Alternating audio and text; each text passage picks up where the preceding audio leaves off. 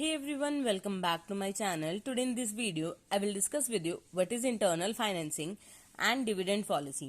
तो इसमें internal financing और डिविडेंड पॉलिसी ये दो अलग अलग टॉपिक हैं और जो ये टॉपिक्स हैं ये किसके अंदर कवर होते हैं। ये जो टॉपिक्स हैं ये मैनेजमेंट ऑफ अर्निंग के अंदर कवर होते हैं। अब मैनेजमेंट ऑफ अर्निंग क्या होता है?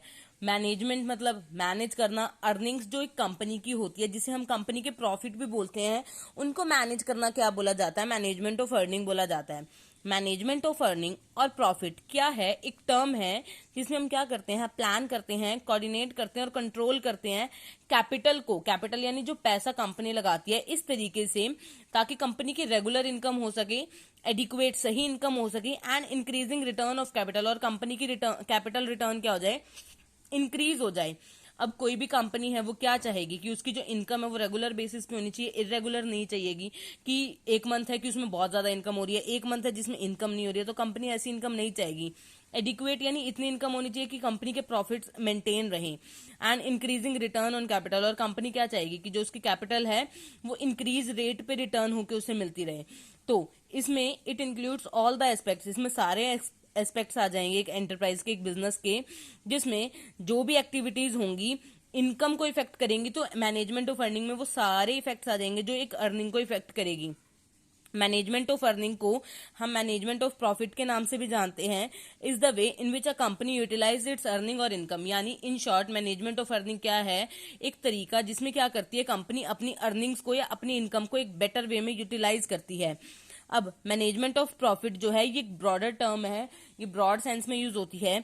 It includes the management of each of the companies business because the minus activity of the business involve the income और एक्सपेंडिचर, क्योंकि अगर कंपनी कोई मिनिमम से मिनिमम एक्टिविटी भी करेगी तो उसमें भी बिजनेस में क्या होगा, इनकम इंक्लूड होगी और उसको करने में कोई ना कोई एक्सपेंस भी आएगा। तो कंपनी सारी एक्टिविटीज मैनेज करके रखती है इसमें मैनेजमेंट ऑफ अर्निंग में।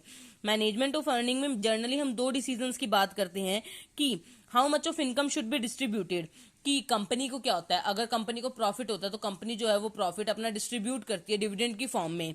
तो कंपनी को डिसाइड करना पड़ेगा कि कंपनी को कितना जो है प्रॉफिट डिविडेंड डिस्ट्रीब्यूट करना है, और हाउ मच। एक तो नंबर वन कंपनी क्या डिसाइड करेगी, कितना वो डिविडेंड देगी। नंबर टू कंपनी क्या डिसाइड करेगी, how much of income should be retained for reinvestment in the business, कि कंपनी कितनी इनकम अपनी रखे बिजनेस में दोबारा इन्वेस्ट करने के लिए। तो जो कंपनी बिजनेस में दोबारा इन्वेस्ट करने के लिए इनकम रखती है अपनी, यानी अपने प्रॉफिट्स रखती है, उसे हम क्या बोलते हैं, उसे हम रिटेन्ड अर्निंग बोलते हैं कि कंपनी कितना रखेगी।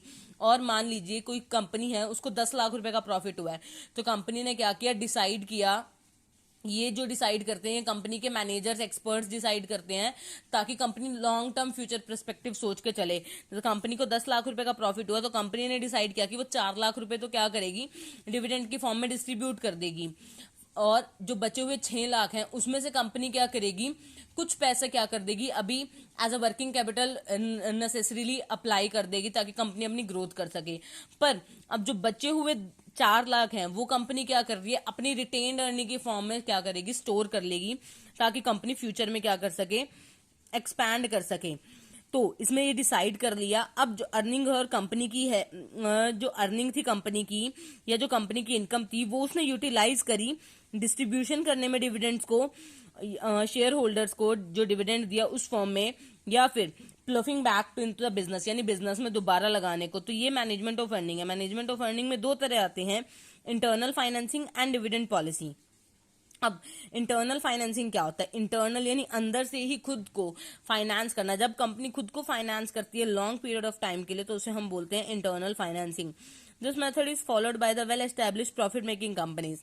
अब जो ये मेथड है ये जनरली न्यूली ओपन कंपनीज नहीं कर सकती, या वो वाली कंपनीज नहीं कर सकती जो अभी डेवलप होना स्टार्ट की हैं। ये कौन सी कंपनीज करती हैं, जो क्या हैं, वेल एस्टेब्लिश प्रॉफिट कंपनीज है। क्योंकि जो न्यू कंपनी होगी जो अभी एस्टेब्लिश करेगी तो उसके तो अभी प्रॉफिट्स होने ही नहीं स्टार्ट होंगे, और जो कंपनी डेवलपमेंट स्टेज में होगी उसके प्रॉफिट्स इतने होंगे कि उसको अभी शेयर होल्डर्स का ट्रस्ट जरूरी होगा कि उसे अपना सारा जो है प्रॉफिट उसे डिस्ट्रीब्यूट करना पड़ेगा।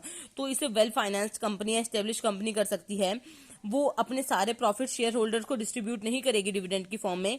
कंपनी क्या करेगी, कुछ पार्ट जो है प्रॉफिट का रख लेगी एक्यूमुलेटेड अर्निंग की फॉर्म में, तो उसे ही हम क्या बोलते हैं, इंटरनल फाइनेंसिंग बोलते हैं। यानी इंटरनल फाइनेंसिंग में हम कुछ पोर्शन जो है प्रॉफिट्स का सेट अलग रख लेते हैं, जिसको हम कहाँ इन्वेस्ट करते हैं, फिक्स्ड एसेट्स में इन्वेस्ट करते हैं या फिर अपनी वर्किंग कैपिटल नीड्स को पूरा करने के लिए यूज करते हैं। दो ही जगह हम इस्तेमाल करते हैं इसको, अपने फिक्स्ड एसेट्स में या फिर वर्किंग कैपिटल की नीड्स को पूरा करने में। इसको हम रिटेन अर्निंग भी बोलते हैं और सेल्फ फाइनेंसिंग भी बोलते हैं। कंपनीज एक्ट के अंदर, जो लेटेस्ट कंपनीज एक्ट है उसके अंदर कंपनीज को सेंट्रल गवर्नमेंट ने फिक्स कर दिया है कि उन्हें क्या करना पड़ेगा, कुछ परसेंटेज अपने प्रॉफिट का जो 10% से ज्यादा नहीं होगा, उन्हें हर साल अपने कंपनीज में क्या करना पड़ेगा, रिटेन अर्निंग की फॉर्म में रखना पड़ेगा।